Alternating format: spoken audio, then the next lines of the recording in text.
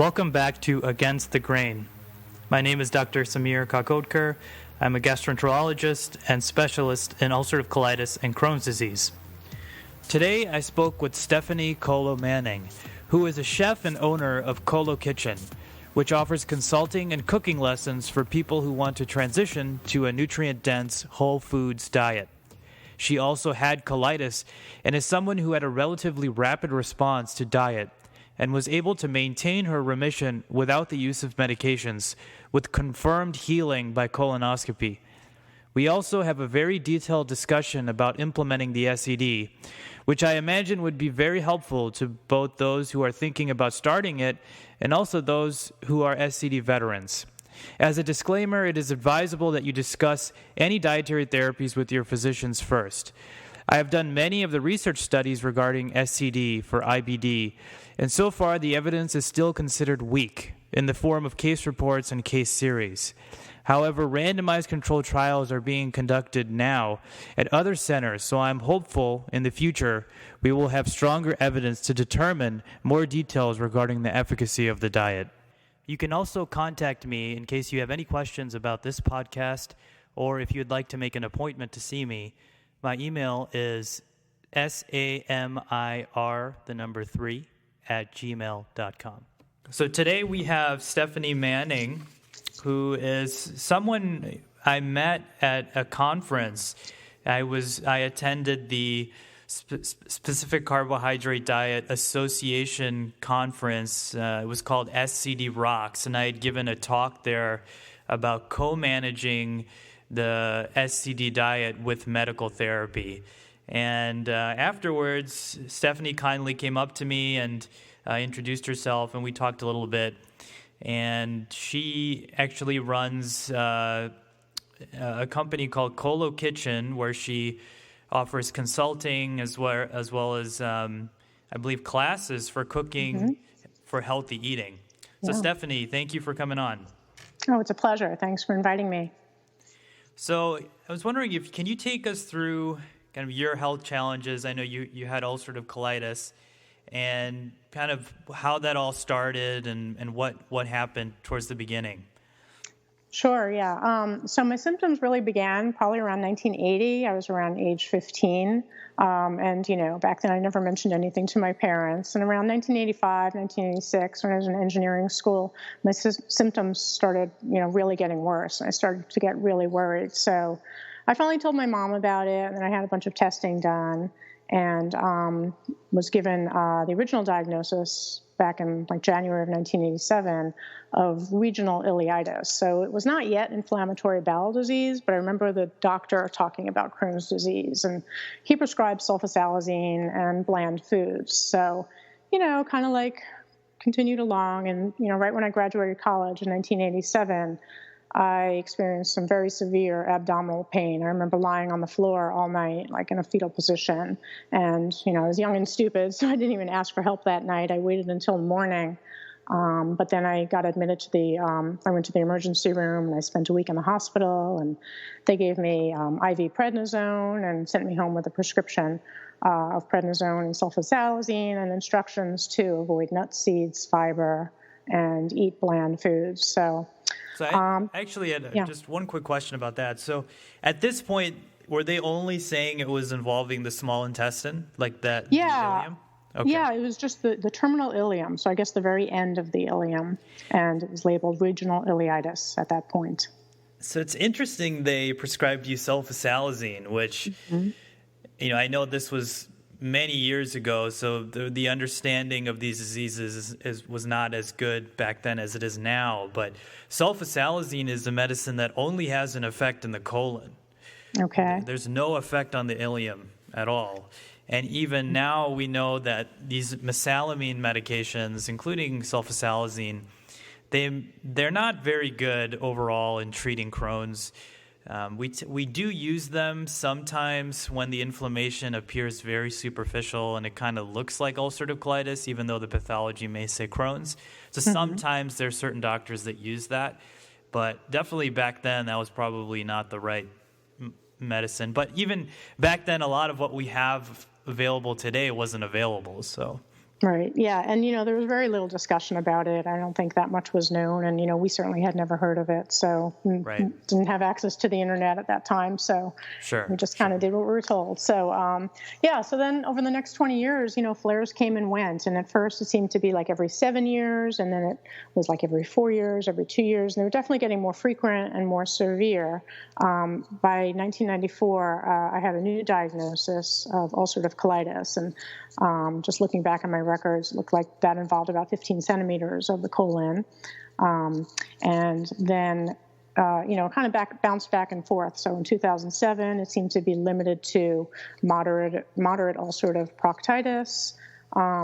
And, at that point I was given other various prescriptions just throughout this whole time, whether it be Asacol or Canasa or Roasa or prednisone. And, the latter two, Roasa and prednisone, seemed to be the ones that helped me the most throughout that 20-year span. And, again, I was always just told to try to avoid nuts and seeds and fiber and eat bland, but otherwise diet didn't really matter. So in 2009, then I developed Lyme disease, and I was also happening to have another flare. But I actually think the two were connected because after treating the Lyme with a lot of antibiotics, the flare actually seemed to resolve for a while. But then in 2012, I had another big flare, and that one wouldn't resolve. So now, it seemed to be involving about 40 centimeters of the sigmoid colon, and the Roasa wasn't touching it. The prednisone was maybe helping a little bit, but, I tapered off, and the flare came bouncing right back. And, I actually tried 3 consecutive rounds of prednisone, so I was on it for probably about, I'm guessing, 9 months, and that wasn't helping. So I was also being given a prescription for Ativan because, which is an anti-anxiety medication, because my doctor was thinking that the stress was making it all worse, and she was probably right. And I was also taking sleeping pills, until my sister, who's a nurse, told me I can't take them together. So there were some days, it was really bad. I couldn't even get out of bed some days to get my children at the bus stop. So, I felt pretty helpless. And so my GI told me that the next step would be to take Remicade, and she explained that it was an immune suppressing IV infusion that I'd probably have to take, every month for the rest of my life. And, the idea of suppressing my immune system really scared me. I had 2 young kids in elementary school, and, I didn't know what kind of infections they could possibly bring home from school. Mm-hmm. So at that point, a friend suggested that I see a doctor with a different approach, an integrative medicine approach. So I just thought, what do I have to lose? And, that's really when everything started changing for me. So a couple points on some of the things you mentioned. So you said the Lyme disease diagnosis, you felt like it may have been related to your flaring. Mm-hmm. And we're not really aware of an association between the two, but I can see how antibiotics potentially could have helped because we do use them sometimes, particularly in Crohn's disease, and that affects the rectum, and sometimes when there's perianal disease, antibiotics can help Crohn's. Now, your diagnosis seemed like initially was Crohn's because the ileum was involved, but then later on they just saw that the colon was involved. I still think overall the diagnosis probably was still Crohn's because, as you know, Crohn's can affect any part of the bowels. At different points of time, you'll see different parts being involved. So I think overall it was probably still Crohn's, and that does go along with your response to antibiotics because overall antibiotics don't really work that well for ulcerative colitis compared to Crohn's. And then, yeah, that's interesting. I'm sorry, go ahead. And what I've observed, I've also I've done a large case series on the SCD with patients with IBD. And I really searched far and wide for people who did well on the diet. And I found that people who had Crohn's colitis actually did the best because we only found just a few patients with ulcerative colitis who were like in remission on the SCD without any medication. But far more people had Crohn's. So I wonder, a lot of the people who say that they have ulcerative colitis that responded to the diet, maybe some of them actually had Crohn's, and it's the distinction. it may be important as far as figuring out who's more likely to respond and who isn't. But there are definitely people with ulcerative colitis who I've met personally who've done well on the diet as well. Mm-hmm. Yeah, I mean, I don't know. It was bouncing back and forth, and I mean, I don't think I've ever had any other, testing to reflect the status of the small intestine after that initial point. So it's quite possible. I don't know. The other thing that I will mention about maybe the possible connection between Lyme and the inflammatory bowel disease. I kind of feel like, maybe one of the doctors explained it to me this way, that, maybe the impact that the Lyme was having on my body and my immune system, might have just made me more susceptible to kind of like giving in to, to the symptoms, and not being able to stand up to that. Do you live in an area that's like Lyme is endemic, or? Yeah. Yeah, I live in Northern Virginia, so it's really all over the place here. A lot of people have been talking about it ever since we've been here. So. Okay. Yeah. Because there is this movement, particularly amongst people who are in integrative medicine or kind of not the conventional Western medicine, but other health practitioners and other disciplines are now diagnosing Lyme. And there's been an outcry as far as are these legitimate diagnoses? Because I know the testing can be a little bit difficult to interpret because there's multiple tests, and sometimes one will be positive, one will be negative, and it's like exactly. I think for you it was a true diagnosis and related to a tick bite, which is how you get these. It was one of these things that at like Quest Diagnostics it came back negative, but then at like IGeneX it came back positive. So, really depending on what criteria you're looking at. So who really knows? I guess it remains to be seen. Right. But it's an interesting piece. Okay, sorry to interrupt. Keep going. No.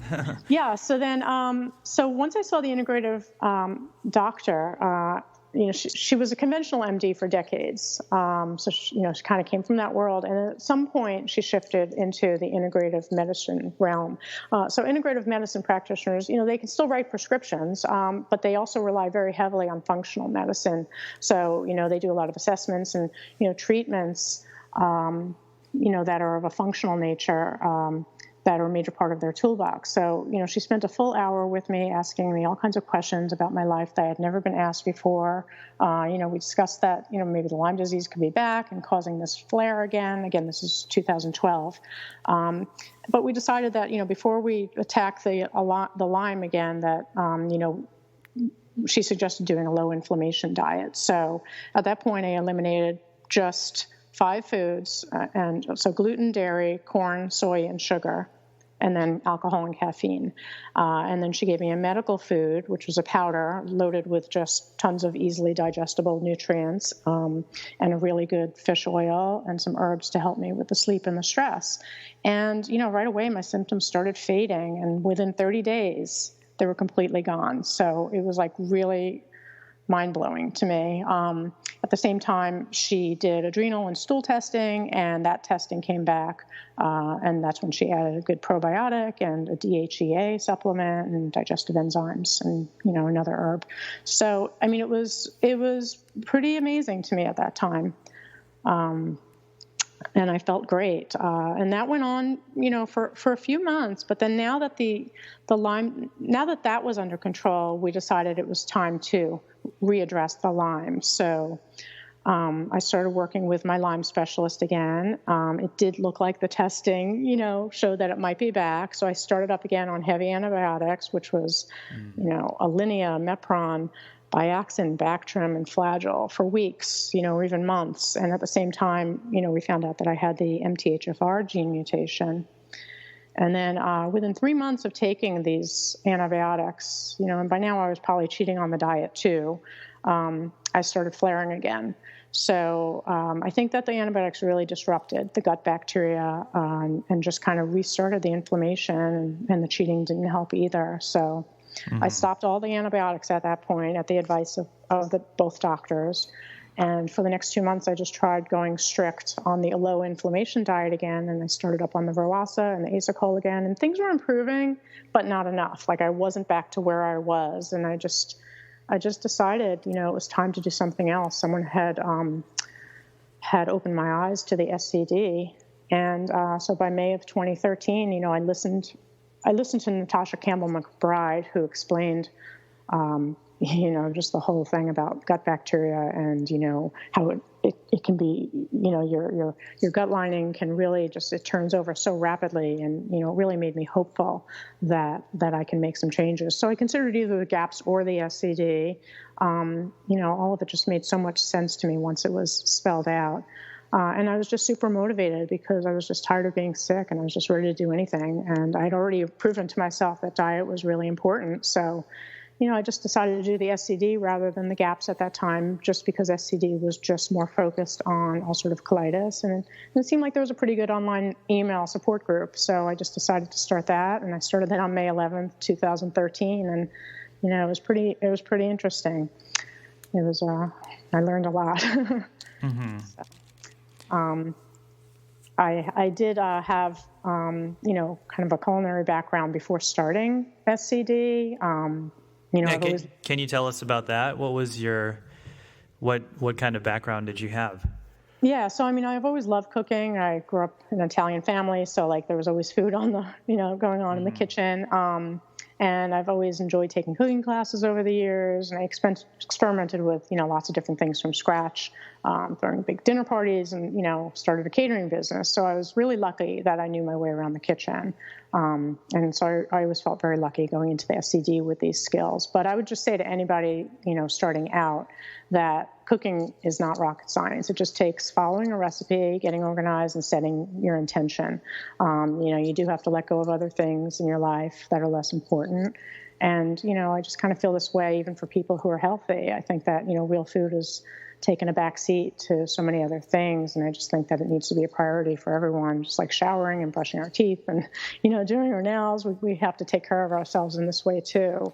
It's not always easy at first, and especially if you're not feeling well. But it is an important part of the SCD is the whole issue with starting it, just the process of it. I almost liken it to quitting smoking when when I see patients who have, because I feel like being on a westernized diet full of processed foods, in order to quit that, it's a big deal. Now, when I started the SCD about 10 years ago, I distinctly remember the last time I ate in a restaurant, and I remember thinking, this is probably the last time I'm going to be able to eat this. But I remember the exact Chinese restaurant. I ate some sort of breaded fried chicken dish, and with some fried rice.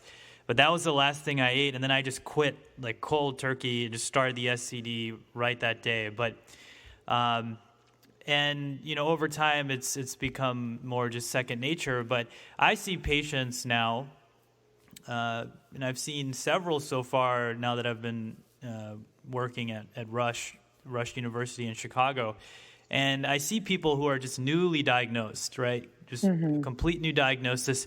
And I wonder, and I go back to what I went through and thinking about what would be the ideal way to implement this. And a lot of these patients are relatively sick and do need some medical support initially just to stabilize them. But my approach is saying, let's get you on the right medication, and we're going to talk about diet when you see me in clinic. I do want to start diet as soon as possible, but it can be very overwhelming, especially number one, when you get a new diagnosis, you don't know anything about it. You're likely going to get on the internet, start reading about it. And then number two, now you have you're in the hospital most of the time. And even if we say, start this diet now, you can't really do it in the hospital. You're kind of forced to eat what the hospital is giving you. Right. And then number three, you got these kind of medications being discussed. Now, around the time you were diagnosed, it was in the 80s, right? 80s, 90s. Right. And at that point, there weren't that many medications available. Right. And I've seen, even at the conference we went to, a lot of the people there have been on the diet for several years, and they kind of got on the diet before these medications were available. That's why I gave that lecture talking about how do we put this diet in the context of all the medicines we have available right now, and how do we optimally use it. But that's kind of what leaves me there's a lot to think about when you're first diagnosed. And then to put the SCD, which has so many layers of complexity to it, it does, yeah. on top of it, you just need to take a step back. And also diet, the reason I wanted to speak with you, one of the main reasons is you were a relatively rapid responder. You got pretty good results relatively quickly. But in my experience, there's a lot of people who it takes longer. Diet is not, for most people, something that works very quickly. And it takes on the order of months to perhaps years to get the optimal effect. So as far as delaying it a couple weeks, as far as starting and also just the whole process of getting prepared, right? Getting all the equipment, the yogurt maker. A lot of people don't have kitchens that are equipped to actually implement this diet. So that takes time too.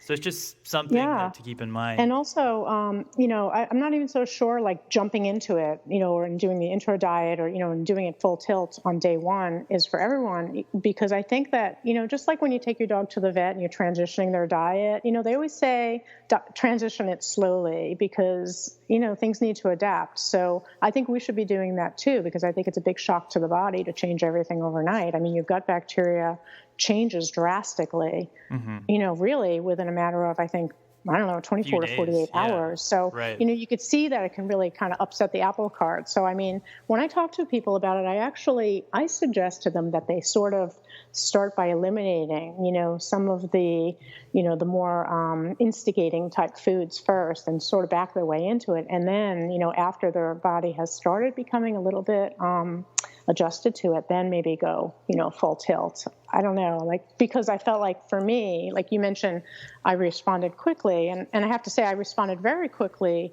to those first, 5 items that I removed. But, once I actually started the SCD in 2013, it was really, 2 steps forward and 1 step back for a couple of months. And I remember crying, because I was starting to think this whole thing was crazy. Maybe I had something more serious going on and, maybe I should just stop this diet. I was ready to throw in the towel. And, my husband just said, Stephanie, this is the healthiest you've ever eaten in your entire life. Just give it more time. So, by the 2 or 3 month mark, I started really seeing some exponential improvement. And, I started even putting smiley faces in my food journal and seeing, some perfect type 4s and type 5s. And, but then in addition to that, I noticed my energy was really improving. I started sleeping better. Any anxiety or depression I had previously had was now gone. I lost weight. I was able to exercise again. So, and then I really didn't feel any more of the Lyme disease symptoms. I didn't feel any, joint stiffness. It seemed to combat that as well. So, by the 3 month mark, I was really eating some really good meals and, and I just feel that it launched my health, way beyond my expectations. I didn't cheat. There was no way I was going to undo any of that hard work. And, the science of it just kept me in the game. And, I just kept a little note on my food journal. And, I still think about it. The note is the body is a miraculous self-healing machine. And when we institute excellent nutrition, the body's natural tendency to heal takes over. So I just kind of kept going back to that. But, I do remember feeling that it was definitely, at times 2 steps forward, 1 step back. Right. So, yeah, it's pretty funny. That's one of the reasons. I when I see patients, I really individualize things based on what I see on the scope, labs, how they're feeling. Now, there's some people who have very severe disease that I think, one of the reasons I'm a proponent of using medication and diet together, especially early on, and if you have severe disease, is that I feel like the medication can kind of smooths out that roller coaster you have that first year. Because in reality, I think a lot of people end up on this diet on prednisone nowadays because they're on prednisone and then, your GI recommends a medication like Remicade or another biologic, and it's scary to have to go on an infusion or get injections. So then people start investigating alternatives. Ultimately, the SCD comes up, and then they go on SCD, and they think, maybe I can avoid going on this biologic. I'll go on this SCD, and then I'll taper the steroids. But what I've noticed is that as you taper the steroids, things may start to get rocky because ultimately the steroids are probably what led to some of your improvement early on, and then diet may take longer, and then you start to taper and you feel worse, have to go back up on steroids, and then the question of biologic comes back up. So it's a very confusing time. So my approach is just get people better initially. Like, try to attack the inflammation every angle that you can, and then later on we'll talk about what we need to continue, long term and how. But the most important thing for me initially is just getting people to feel better.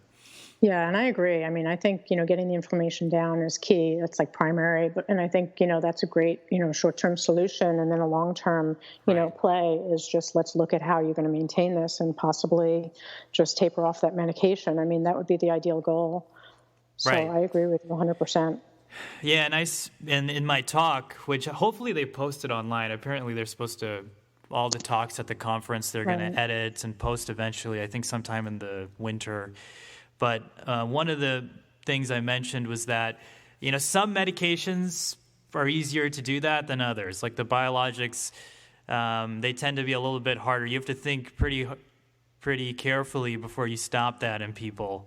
And there's certain parameters that may suggest it may be okay.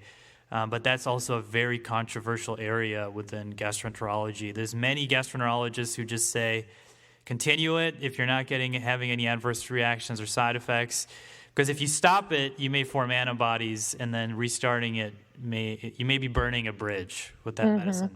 Right, you wouldn't be able to respond to it later, potentially. But the reality is most people, when you stop a biologic and restart it within a reasonable amount of time, most people regain response. So that fear that was there in the past may not be justified, but that's getting a little bit off topic. So back to what you were saying. So you started the SCD, and then were you aware of any other diets? Because there's many other diets for IBD. I know you said you were looking at GAPS and SCD, but were you aware of like the Maker's diet, No, not at that time. I mean, basically what I had heard I hadn't really heard of any other diets at that time. What I'd heard from Dr. Natasha Campbell McBride sold me, and I just looked at the two of them. They seemed very similar. They were both gut healing protocols. And I said, which one do I have the better chance of staying on? And I said, well, there's a support group with this one. Let me go for it. So it wasn't until later that I discovered that there were other diets too. Okay. So then what happened with the SCD? You said you had a few steps back, a few steps forward over the first year, and then after that, do you feel like you pretty much stabilized and were feeling pretty well after? Yeah, for the most part. I mean, I might have had like some small flares here and there. I think I kind of feel like at some point I was eating too many peanuts, and that might have thrown me into a little flare. At some point, I did go back to the integrative medicine doctor, and she.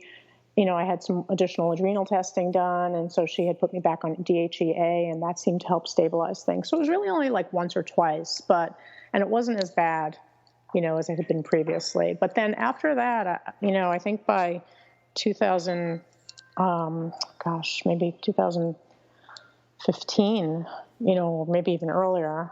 I mean, probably after 2 years or so, I didn't have any more flares. So I don't think I've had a flare for over 3 years now. And this is knock on wood. Without any help with the pharmaceutical medications, correct? Right. So in fact, so I went back to my GI, and I was telling her that I felt great, and I told her all about the SCD, and, she mentioned that there was one patient who had improved on the SCD, but then their symptoms came back, and, just overall she wasn't very, very supportive. She wanted me to get another colonoscopy, and I kind of held off on that because I just didn't want to drink the solution. I didn't want to undo all my hard work, but I finally did do the colonoscopy in 2016. Yeah, so I was over 3 years on the SCD at that point. And afterwards, when I woke up, she just said, there's absolutely no signs of ulcerative colitis. There's only some scarring from previous activity. And then the most wonderful words that she said to me were, you're doing this without medication? Amazing, amazing. She said it twice. And then she said that I didn't have to come back for 5 years. So I was just like, wow. So that was amazing to me. That is amazing. And I wanted to make a few comments about your interaction with your GI. Because I've been on both sides of the curtain. I know how GIs think, and I know how patients think. So one of the things that doesn't make sense, and I've noticed this working with my colleagues, is that a doctor may have a handful of patients who've tried this diet, and they may have a few people who didn't respond, maybe a few people who partially responded, and maybe some that completely responded. And then based on that limited experience, they'll tell everybody, oh yeah, it probably doesn't work, or diet doesn't have anything to do with it.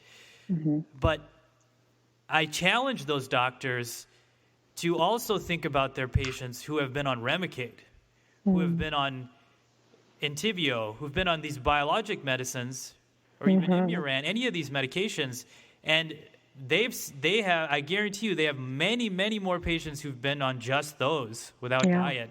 And how many of them have failed? That's such a good point. Right? But are you telling subsequent patients that Remicade doesn't work? Because I saw, I've had, probably hundreds of patients who didn't respond or lost response. I understand that there's randomized controlled trials, very strong evidence to show it does work, and that it's superior to placebo, and we don't have that yet for the SCD. But to use the argument that, first of all, the research hasn't been done, you've just seen a few patients who've tried it, maybe they didn't have success with it, and based on that, you're going to say it doesn't work. The more appropriate answer should be either I don't know, because we haven't studied it yet, or you can try it because there isn't much of a downside to it, and maybe it'll help you because there's anecdotal success for other people. But to say that it doesn't work based on no evidence and some anecdotal experience in a few patients possibly who maybe didn't even do it right, and maybe the people who did do it aren't actually following up with you anymore because they don't need to see you. Yeah, I wonder how much more time it's going to require because, studies are coming out. More and more studies are being done. Gut microbiome is becoming a household word. We're seeing ads that talk about it and, just things on TV and in the paper and magazines. So, it can't be that much longer. I have to think that within, 5 years or so that maybe more and more GIs might be taking it more seriously. And, but it is very much a grassroots effort. And I think you had made the comment that after you're feeling better, it's really important to go back to your GI and tell them and show them because otherwise, they may not see it. Right.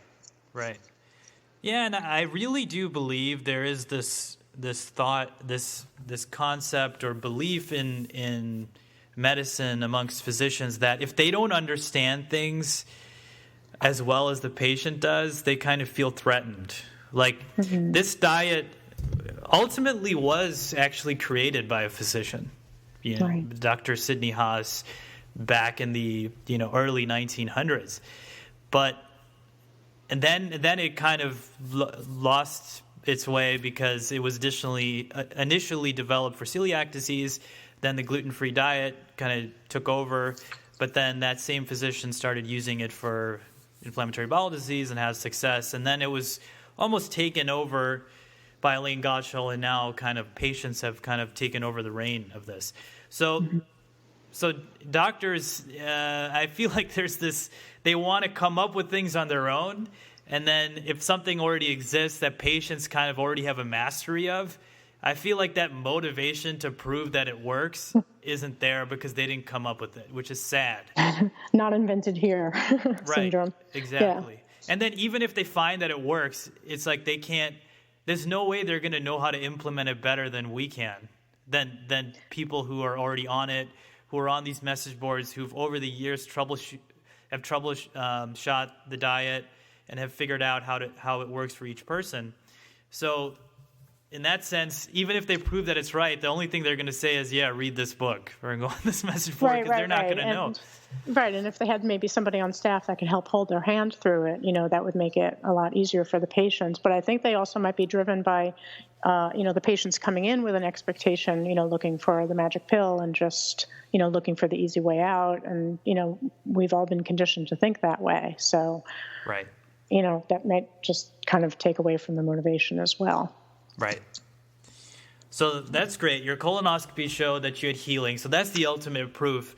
And that was another thing I talked about in my presentation is this concept of N=1 medicine, right? Like you clearly this worked for you, right? I mean, you weren't on anything else. You did diet and you improved and your colon was healed. Some people may claim it's just spontaneous remission or placebo effect, but placebo effects don't tend to cause physiologic, like real changes as far as looking in with the scope. Placebos can improve pain, can improve symptoms.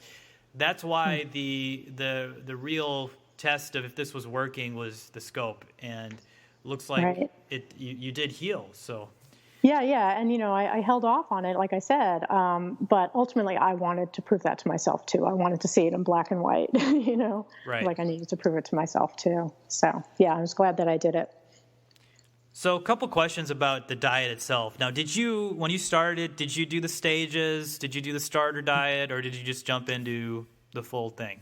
Yeah, no, I did the intro diet. And, like I said, I'm not sure I would do it that way again because, kind of it really shook things up for me at first. I did the intro diet. I started with, broth, chicken, beef, and eggs, and then I added one food at a time every couple of days. And all my veggies were peeled and seeded and pureed. And, I remember taking, a bunch of green beans that were seeded, and cooked mushy, into a restaurant with me. And, everyone was looking at me like, what? But, it's kind of what I had to do. And I just kept looking forward. And, the yogurt, I was doing a little bit of that at first. I wasn't really sure how that was sitting with me. So, I held off on it, but then I eventually tolerated it. Okay. Yeah, I had a similar story. As far as the yogurt is concerned, I ate it for a while, and then I started to suspect I was not tolerating it. And then I tried making it with goat milk, and that seemed to sit better with me, but then it was kind of, the taste was a little bit off-putting, the goat milk. So then I just kind of stopped it altogether and replaced it with more kimchi, which I was doing for a while. And then recently I just decided, I'm going to try the yogurt again. This is after years of stopping it.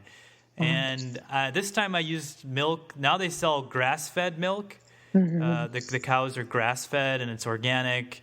And that wasn't available before when I was making the yogurt. And now I tolerate it fine. It's just interesting. Yeah. Right. And then there's also this difference between the A1 and the A2 casein, right? The difference between the Jersey and the Holstein cows and how, one is more easily tolerated than the other. So, or the raw milk. And, but I never really went there because, eventually I did start tolerating it. So I just use organic whole milk. Okay. And I do it according to, what I learned through the SCD group. Heat it up to make sure that you're killing off any rogue bacteria, and then, cool it, and then mix in the yogurt starter.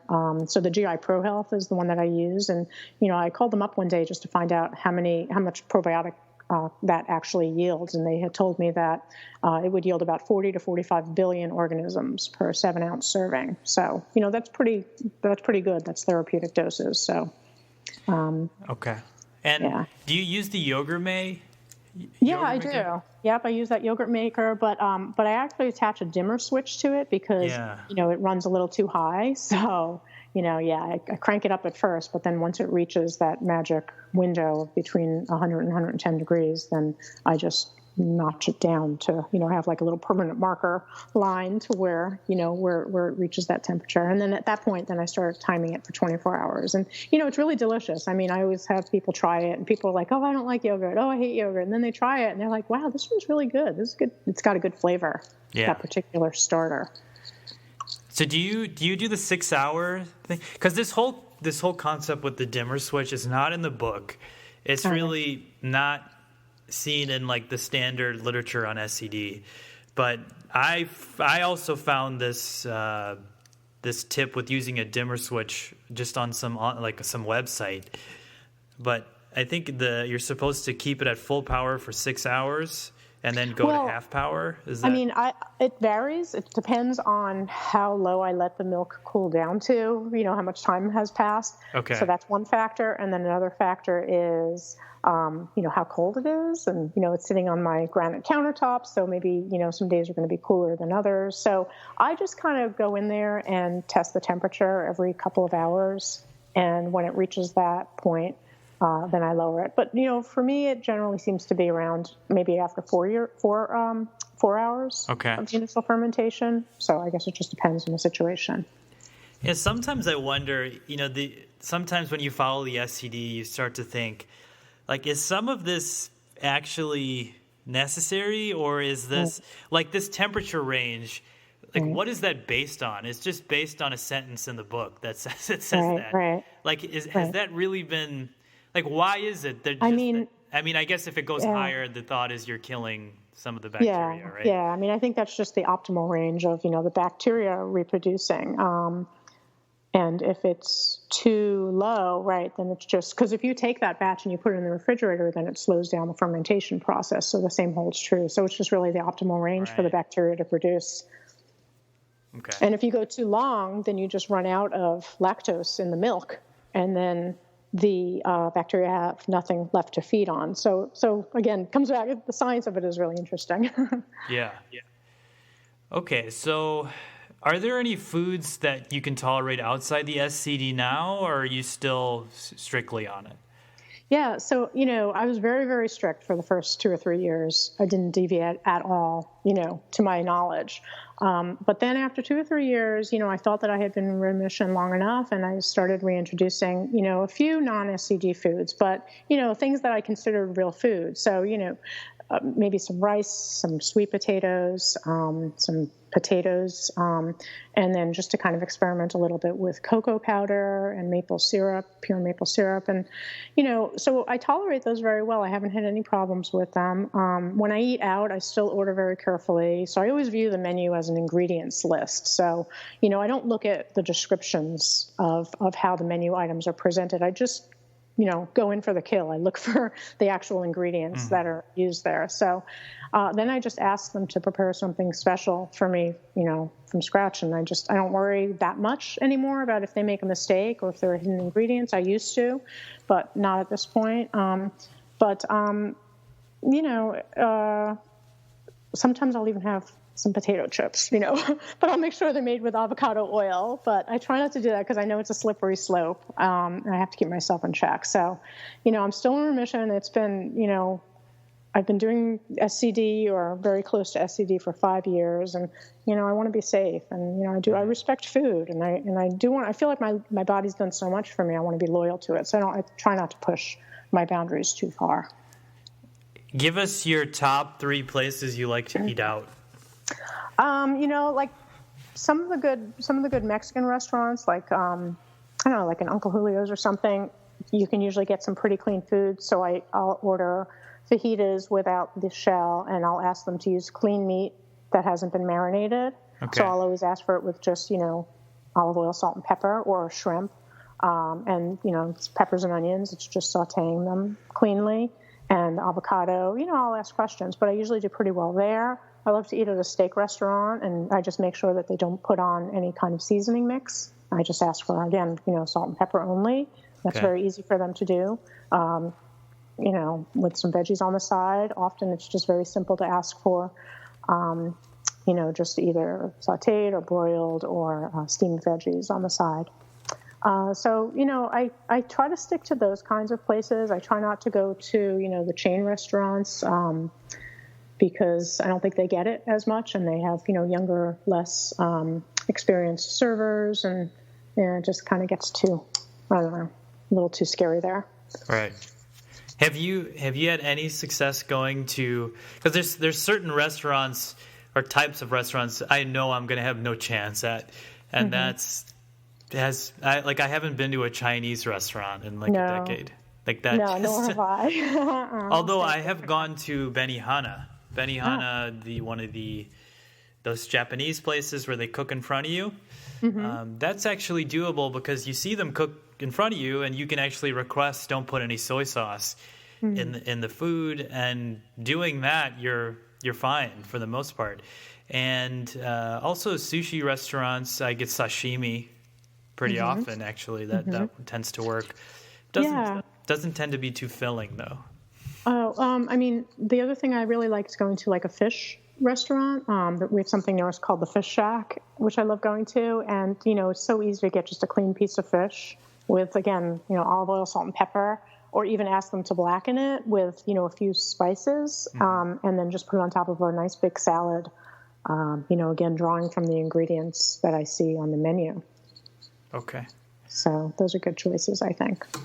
Yeah, I do feel like at restaurants, there's certain types of meats that tend to be pre-marinated and some don't. And seafood tends to be one that's not. Like you can usually get a piece of fish that's just simply grilled. And many times they have that on the menu.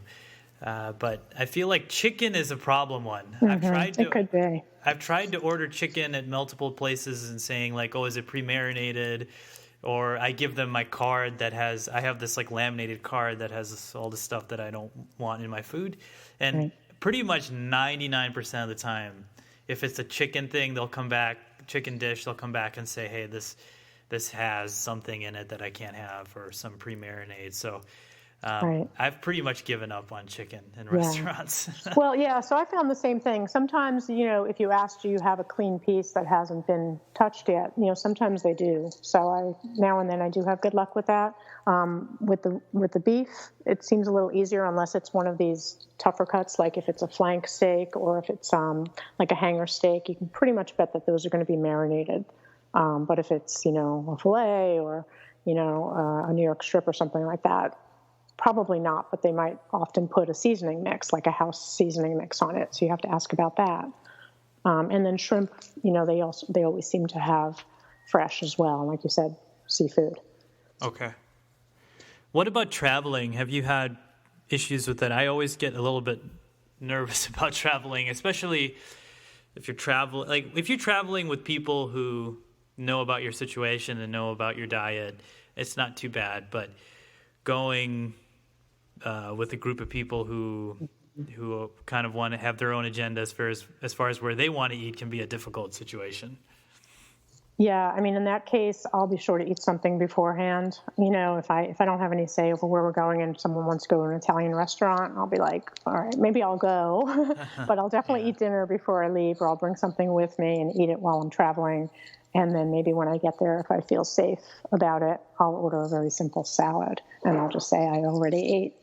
And, you don't always have to go into it. But, most of the time it might come up, and they'll be like, oh, you eat so healthy, or something like that. And it's kind of an opportunity to, briefly explain why. And then 9 times out of 10, they're like, oh, wow, my brother has that. Or, and it's like an opportunity to plant the seeds. So, if possible. And I'm sure do you sometimes eat just to make other people comfortable? It's like you're not actually hungry, but you kind of want to avoid that situation where oh, I feel bad you're not eating, or it's just I've gone to a few dinners where I ate nothing and it was a very awkward experience. Like I feel like you have to eat something just so other people are comfortable with you not eating. Yeah. I mean, because, that's the whole social side of it. And, unless everybody knows what's going on, you just kind of want to blend in.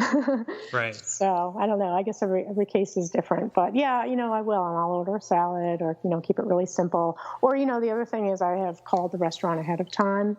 And, when it's not busy, maybe in the middle of the day, and even spoken to the chef or spoken to a knowledgeable server and, even planned out a meal in advance. So.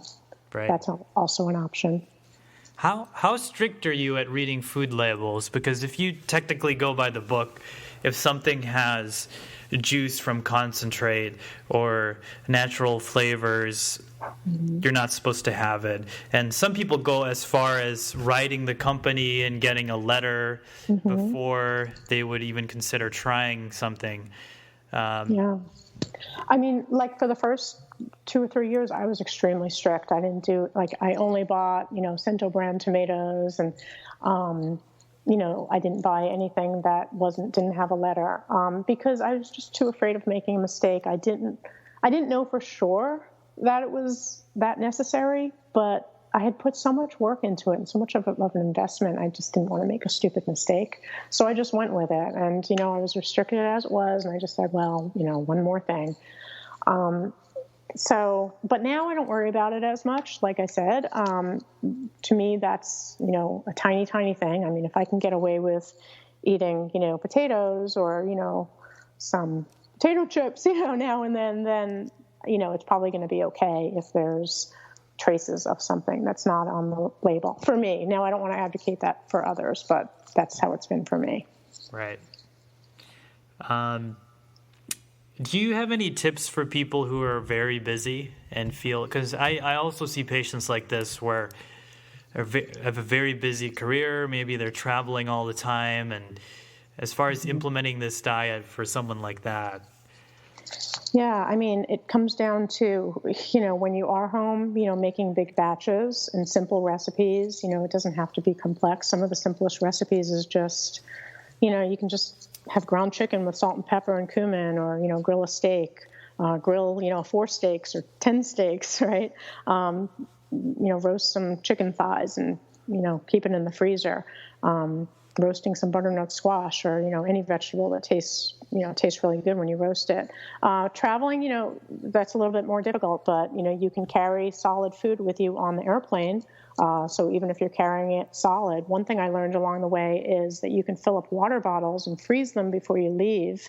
And, if you don't live too far from the airport and they're still frozen solid, by the time you go through security, you're using it as an ice pack. Uh-huh. And as long as you point it out to the TSA before you enter, the line, they'll take it aside and, they might want to swab it, but they'll let that water bottle through as long as it's frozen solid. And I guess you could do the same thing with gel packs, but who wants to be carrying the gel packs on the back end of the trip? So that was a really, really good tip that I had learned early on.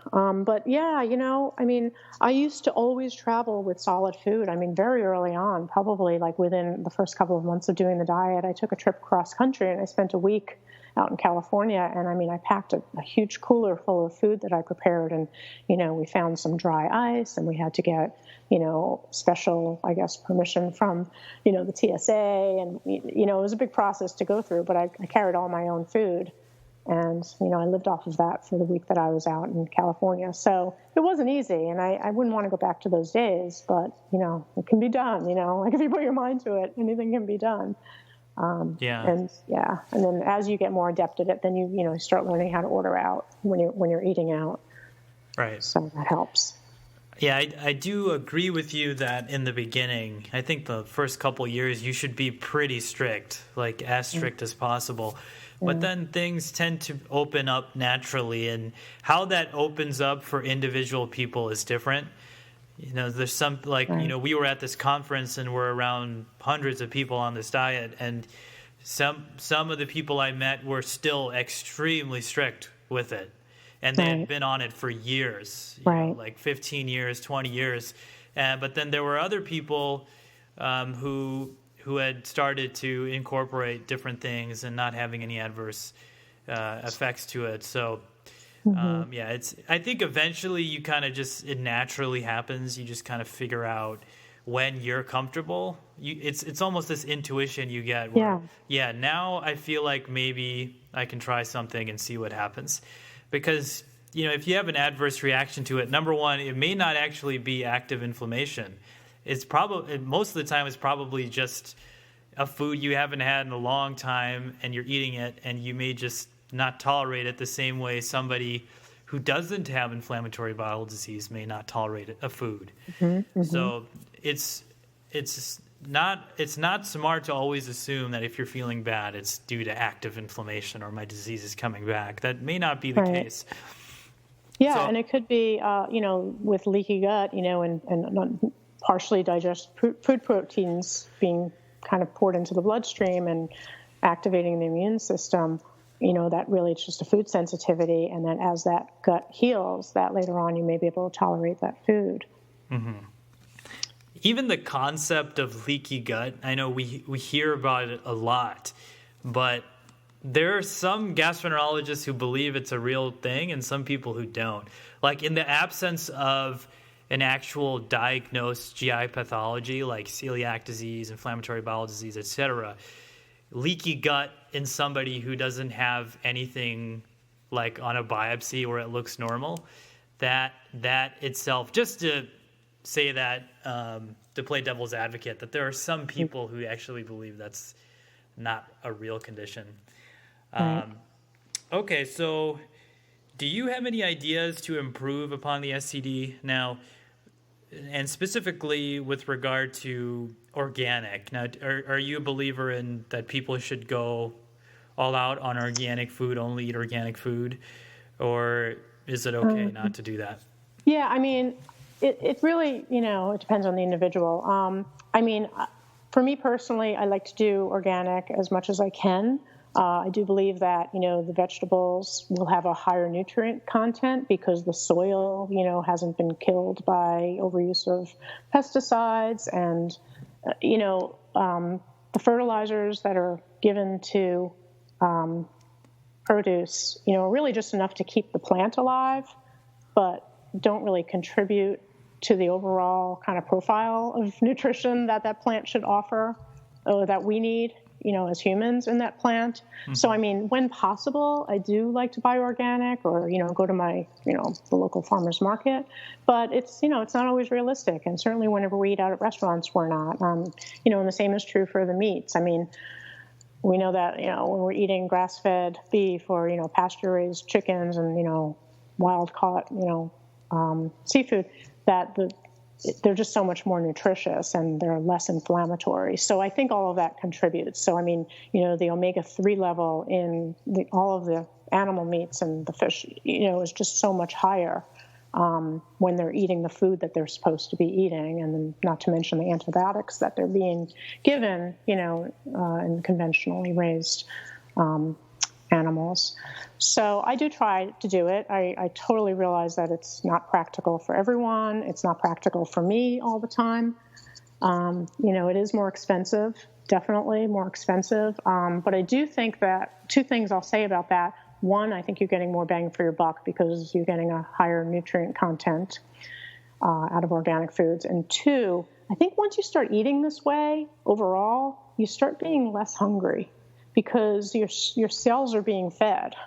Your body's not screaming for nutrition. So, when you're kind of eating the standard American diet, I think people are like hungry all the time because the body's like, oh, I'm still hungry, Mm-hmm.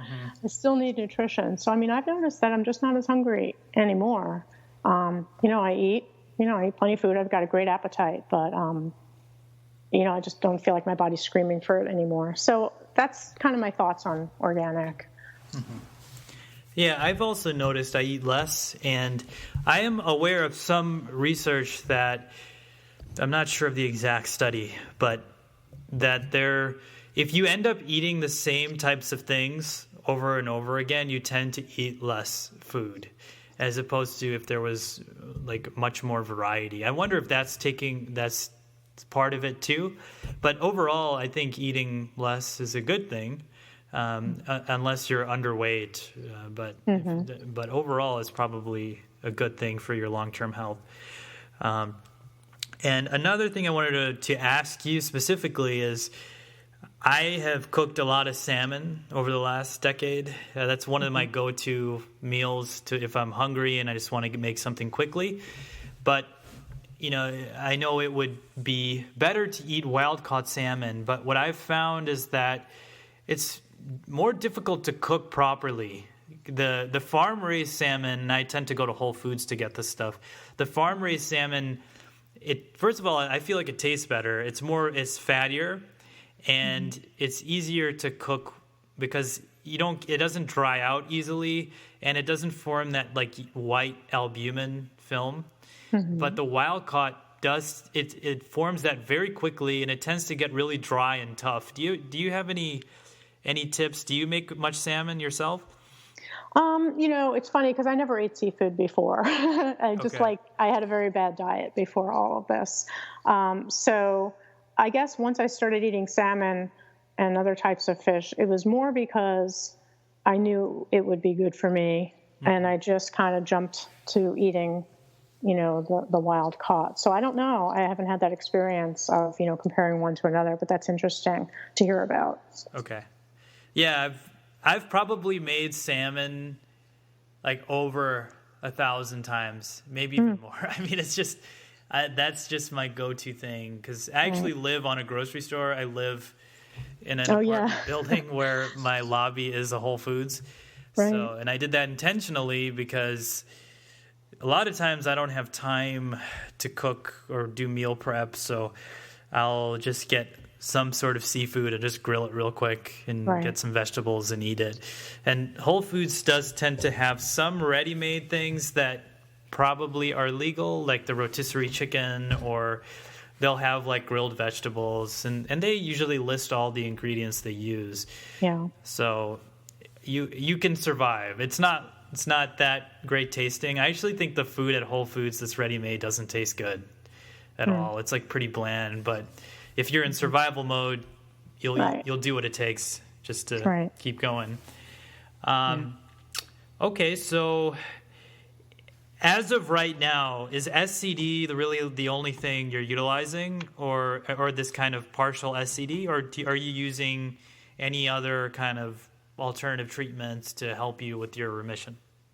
No, I mean, really, the diet. I mean, I'm exercising again, and I've been really trying to concentrate on keeping my stress down. I really have kind of come to understand that that's a huge factor. So, I go to yoga a lot. I breathe, I try to remember to breathe, and I try to put things into perspective. And, sometimes life is really hard, and, things come your way and things that you don't expect, and you just have to figure out how to deal with it. But, you really have to address this stuff. It's really important to not just bury it. So it's just something I've been working on, more and more, and just trying to release control over certain things. I'm kind of in the process of realizing is like, rather than being a control freak, it's actually quite liberating to let go of control and just kind of like let things unfold the way, the universe kind of has it planned. So I think that's a big thing. I would say that, stress is a really, really important thing to control. So when people say that they're doing SCD and they're not seeing results, I always think, maybe they need to look a little bit deeper. So, maybe it's time to do some stool testing and see if, there's some kind of infection or, parasite, or, let's look at stress levels and, look at, what the adrenal system is looking like. There are lots of different factors to look at. So, I mean, it's not 100% about diet. It's a really, really important piece of the foundation, but there's more, there's more to it. So that's what I would say. No, I'm not using, I take supplements, I take multivitamins, fish oil, and that kind of thing. But other than that, that's what I'm doing. So again, just to play devil's advocate, and I totally respect your opinion, and I actually agree, because I do think stress plays a part, but the official answer from, Western medicine, gastroenterology, is that stress doesn't cause inflammatory bowel disease. There's overall, the consensus is that there's pretty much conflicting data on if stress contributes to flares or if it doesn't. A lot of the studies were not done with hard outcome measures, like more based on symptoms. So it's hard to tell if stress really plays a part. But there tends to be the opinion that at the very least we don't think it causes it. My personal opinion is I've just heard too many stories of people being diagnosed during very stressful periods of their life, that I think if it's not directly related, it could be indirectly, because the stress could be leading you to do things, maybe eat poorly, maybe not go outside, not get enough sun, maybe your sleep is poor. So maybe indirectly it could cause it. It's tough. It's a tough question to answer. I'll add to that, I think stress, we know it causes like a number of physiological changes in your body, and it's, just that natural fight or flight response and, the maintenance that has to happen after that. And so, your cortisol levels are rising, and like, we know that has the effect like all of the things that are changing in your body has the effect of shutting down or, suppressing kind of secondary systems in the body. So, they talk about how in order for you to be able to run away from the tiger, your first priority isn't on digestion or reproduction. So, Sure. Stomach acid production gets suppressed and motility gets suppressed. And so then with that comes poor digestion of food and, perhaps the overgrowth of bacteria and then what that leads to, as the bacteria are releasing, gases and so on and so forth and creating inflammation. So you can see, like an indirect path in that example. And it's ironic that we feel like maybe stress could be a contributor, but then we give people prednisone. Prednisone is kind of like artificial stress in a pill. And that, so in like the short term, it can bring things under control. But in the long term, obviously, stress or prednisone is a terrible thing. So, okay, so I think we're coming up on our time limit here. Try to keep these under an hour just for both of our sake so we can get on with our days. But can you, just to close here, and again, thank you so much for coming on. And I think your story is very inspiring for people who are just being diagnosed or just considering diet to hear from someone who's had success the traditional way. It's just good to hear from people who use the diet successfully and are on the other side and can tell us, how it actually is and what to maybe expect in the future for people who have a good response initially. Yeah, for sure. So if you could just tell us about what your organization, the Colo Kitchen, right? What that offers and what services are provided.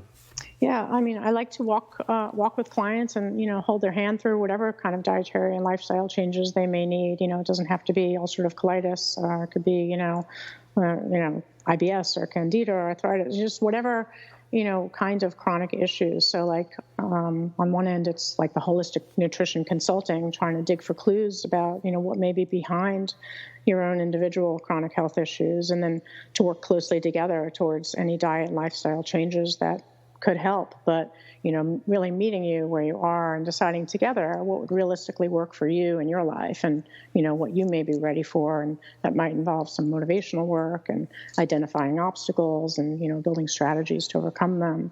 And then on the other end, it's just, practical support like meal planning and, finding and building the right recipes or, cleaning out your pantry or, getting into the kitchen and cooking together and, showing you how to make a dish or simply, discussion and answering any of the random questions that may come up about food because it's really kind of become this complex topic with a lot of different opinions coming from different directions. So just, help in just sorting all that stuff out, whatever it may be. And how can they find you on the internet? So I have a website. It's www.colokitchen.com, COLOKITCHEN. And then do you want to give out your email address or any contact information? It's just colokitchen@gmail.com. Okay. And I'm in Northern Virginia. Northern Virginia. Great. Yeah. Thank you. All right. Thanks again for coming on. Yeah, it's been terrific. I really appreciate it. Thanks for inviting me to this. I appreciate it. Okay. Thanks.